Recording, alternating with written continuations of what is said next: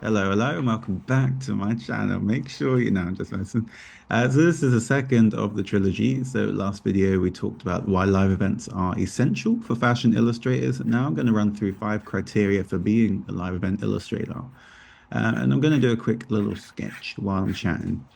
So number one, be able to draw quick. Like that's an obvious one, I know, but being able to do one drawing in 10 minutes is a great start, but you've got to be able to keep that momentum up. So live events are like a marathon full of sprints. So we cover exercises in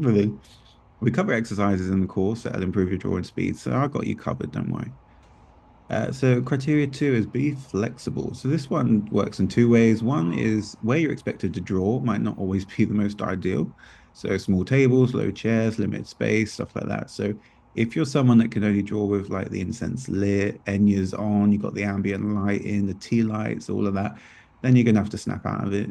So the other is people will ask you to just draw random things in a live event, a dog, their cat, their baby, their engagement photo.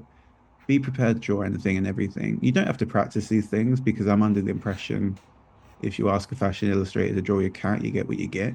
But just be prepared that you might get asked. You can say no, but that leads me on to the third criteria. Be a people pleaser. So in an event setting, the happiness of the sitter or the client, it trumps our own artistic wants, unfortunately. So if someone requests, in my case, they want a second eye, I've got to draw it. They want their hair longer, they want more background, they want to be slimmer, be curvier, their outfit a different color. You just got to go with it. So the aim is for the sitter to walk away with a portrait that they're happy with. And sometimes that might mean a little bit of backseat drawing by the sitter, wanting things done a specific way. I know that I've had someone a few times be behind me sort of being like, oh, can you just do this? And can you just do that? And but you just got to roll with it. I mean, it's not very often, but yeah, just be prepared. Criteria three is be social. So live event technically comes under entertainment. So you're expected to talk and converse with who you're drawing with or who you're drawing. So if you're drawing and all you can manage is like a grunt or you snap, shut the fuck up to anyone trying to chat to you while you're sketching, then it's time to practice. And we cover this in the course as well, funnily enough. And criteria number five is don't be too precious. So not every drawing you do at a live event is going to be your best work. It's just facts. Like the rate that you're churning them out at, there will be a few duffers, a few duff ones. So the key is to just keep going. Try and save a drawing if it's truly terrible. But most of the time we're too harsh on ourselves and what we're critiquing a drawing for in our heads, anyone else wouldn't even notice. Wouldn't even give it the time of day. So don't worry about it. And just don't take a photo of that one for Instagram. That's what I do. I'm just like, here you go. And then I'm like, look the other way and run off. I never want to see that drawing again. So that's my tips. So although there could be a bonus one, tip number six is obviously join the course.